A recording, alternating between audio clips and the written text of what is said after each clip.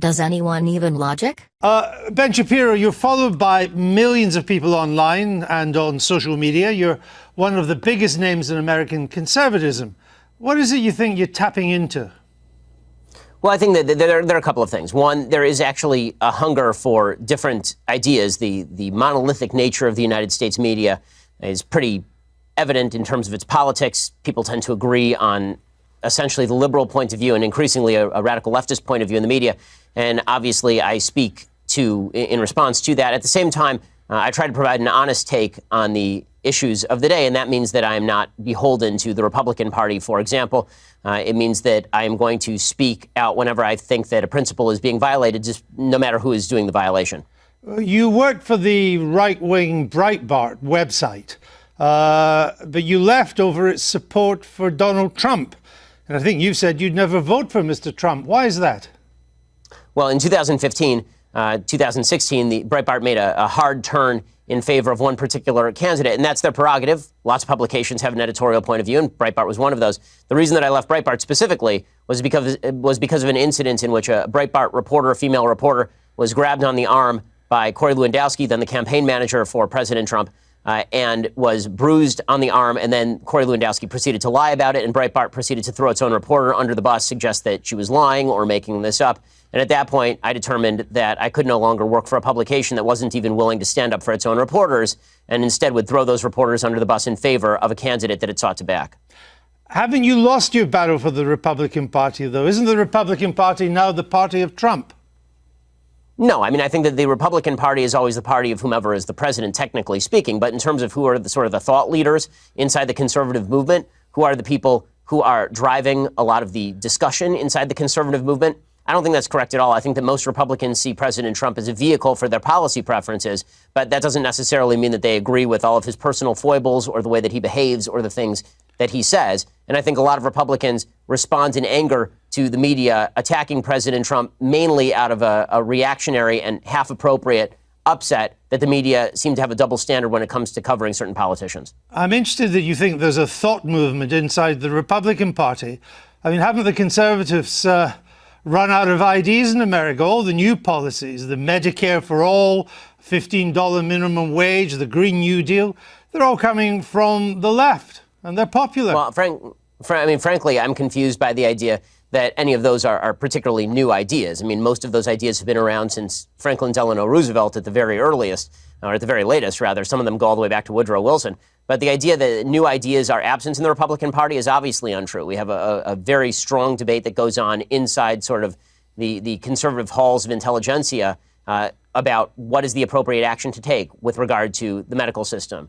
Should global warming be considered a real threat, or should global warming be considered something that technology will solve? And if so, what are the best aspects of solving that? Now, there's a rich intellectual debate on the right about nationalism versus patriotism, for example, or populism versus free marketeerism.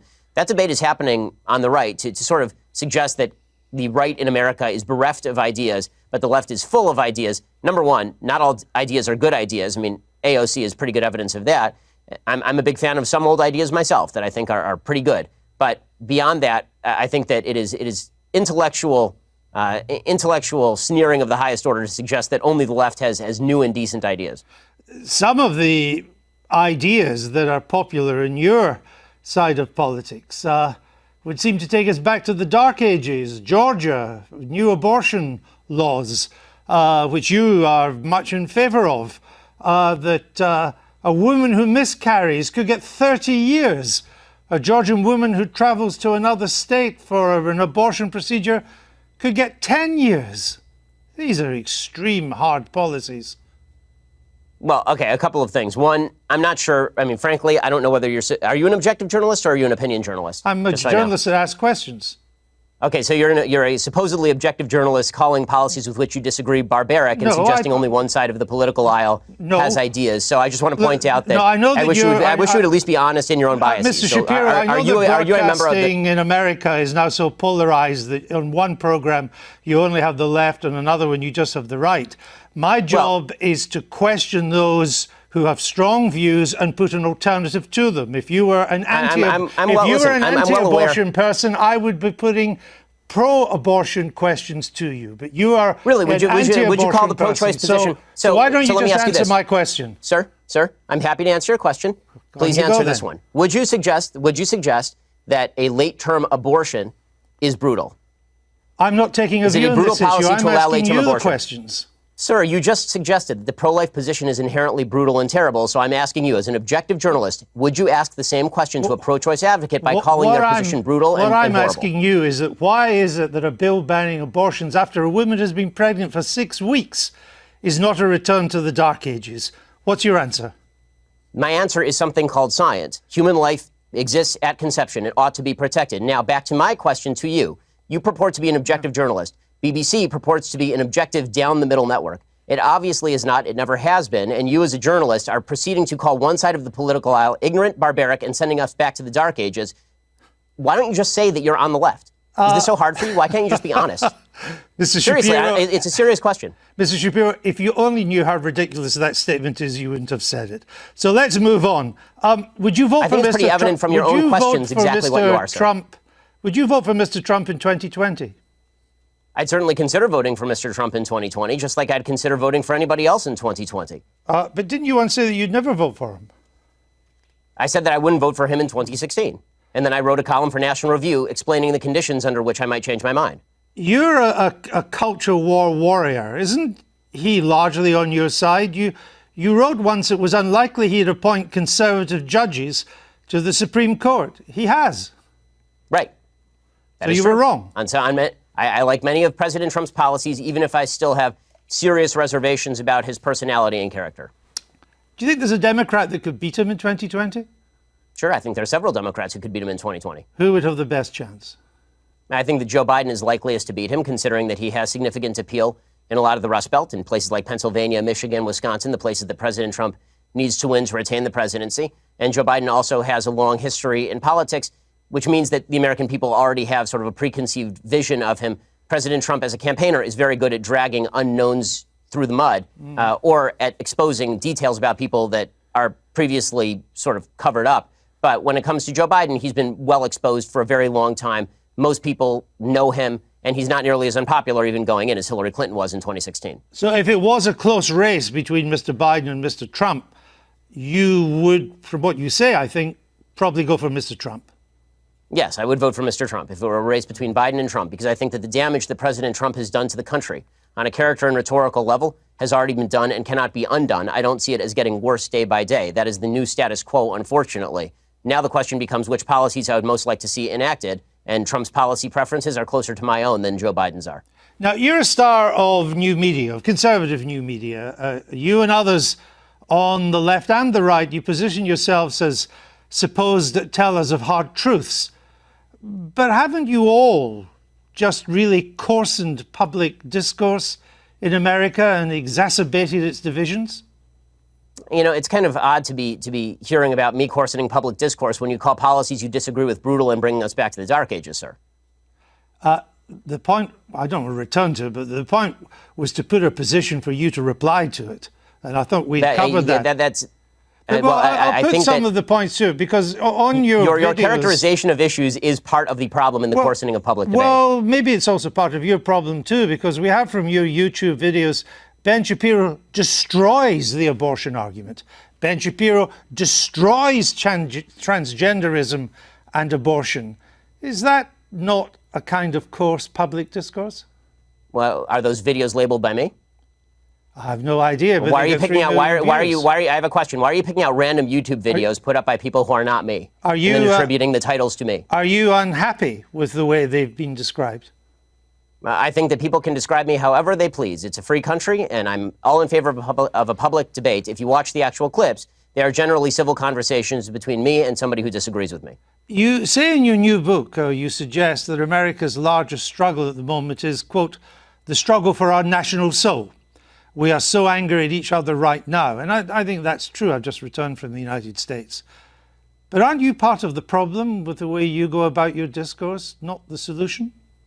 I think we can all do better in our discourse, but the fact that I've reached out to so many people across the aisle to have conversations with them is pretty evident. The fact that I was willing to walk from a publication that was paying me money over principle is pretty evident. The fact that I've called out President Trump, a member of a party of which I am a member, repeatedly when I think that he has done things that are immoral, I think is decent evidence that I'm looking at least for a civil conversation. Well, as you say in your book, you say that there's quite a key phrase, we are so angry at each other right now.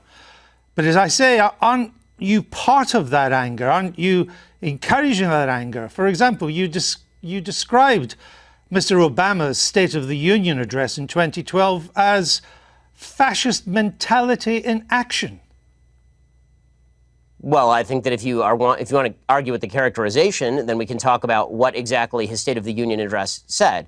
Is it charged language in politics? Sure. The problem that I have is not with charged language in politics, which I'm generally in favor of. I like a robust public debate and a very loud and spirited public debate. I have no problem with that whatsoever. What I'm talking about is the assumption that people with whom we disagree politically are inherently of bad character or, in your words, want to bring us back to the dark ages. But again, it was your description of the State of the Union address in 2012 as fascist.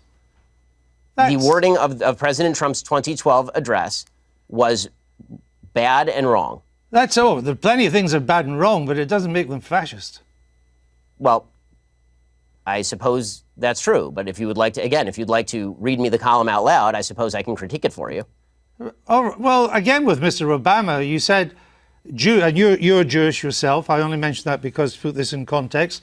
The Jews who vote for Obama are, by and large, Jews in name only. Ginos, you call them.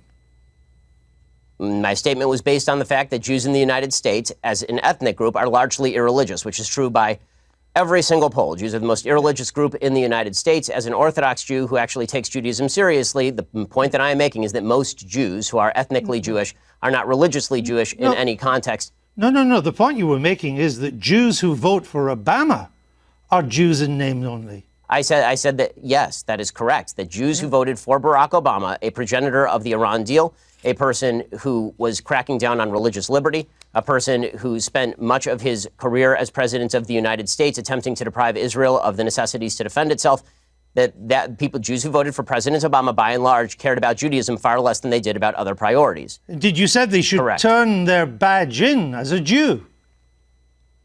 Yes, I believe that if you are somebody who takes Judaism seriously, that comes along with ideological commitment. I mean, I guess. Also, I hope you're having fun, by the way, going through every old tweet that I've ever sent to try and do gotcha questions. But if you'd like to have a discussion about my general philosophy or things I've done in, say, I don't know, that was 2012, so it's now 2019. If you'd like to discuss something I've done in, say, like the past 5 years, why don't we do that? How about that? Because your book is a criticism of how angry America is and how America has to do better. And I'm simply I have an entire list on my website, sir. On my list, I have an entire website of dumb, bad things that I've said. I'm simply trying to point out some of the things you've said that seem to me to help to stoke that anger. For example, you said Israelis like to build, Arabs like to bomb crap and live in open sewage. Well, as I say in an article entitled, "Here's a list of all the giant, bad, dumb things I've ever said." Was that dumb? What? Yes, that's a dumb tweet. And not only, but it is also important to mention that the next few tweets clarify that that tweet is specifically referring to the Hamas leadership, which, by the way, a BBC I've seen is relatively reticent to condemn. No, actually, it wasn't. What you went on to do and say, you are correct about the slur on Arabs. It's not all Arabs that want to live in open sewage and blow things up. It's just Palestinians. You went on to say. It says the ones who take sides against Israel in the Israel-Palestinian population is rotten to the core, you went on to say. Not Hamas, the Palestinian Arab population. I say that by poll numbers, they elected Hamas. They educate their children in school that Israel should be obliterated, sir. I guess. If you want to read, honestly, this is a giant waste of time, in the sense that the entire interview is designed for you to shout slogans or old things that I've said at me. I don't see how this forwards the debate. You talk about undermining the public discourse. It seems to me that simply going through and finding lone things that sound bad out of context and then hitting people with them is a way for you to make a quick buck on BBC off the fact that I'm popular and no one has ever heard of you. There are not many bucks to be made on the BBC, unlike American broadcasting, Mr. Shapiro. The point I'm trying to make is that your words are hardly designed to produce the consensus and understanding that the book seems to want to produce. That's my point, that you write about, Judeo-Christian culture and so on, but so much of what you've said in the past would seem to turn its back on Judeo-Christian culture? You're lecturing me on Judeo-Christian culture after you call the pro-life position barbaric? I just Really? asked you a question. And I asked you a question. You failed to answer a single one of mine. Frankly, I find this whole thing a waste of time. If you want to read the book and critique the book, why don't you read and critique the book? If you want to critique me, you can think whatever you want of me. Why don't you frankly, just try and I don't answer care. the I don't questions? frankly give a damn what you think of me since I've never heard of you. And I've never heard of you until I briefed myself for this. But that's not the issue. You have a Then new why the hell book are you out, interviewing and me, sir? it's an interesting book. But my point is, your book claims that Well, it'd be nice if you would quote it from time to time. Your book is, well, actually, I've done so several times, and I'm about to do so again, if you would let me just finish the question. Your book frankly, I don't claims think that this, you know what? society Honestly- is turning honestly, its sir, back on Judeo-Christian values. Yeah, this, what are considering those values? considering what are the values it's turning its back on? I'm not inclined to continue an interview with a person as badly motivated as you as an interviewer. So I think we're done here. I appreciate your time, sir. All right. Thank you so Well, much. thank you for your time and for showing that anger is not part of American political discourse. Now, Mr. Shapiro, we'll say goodbye.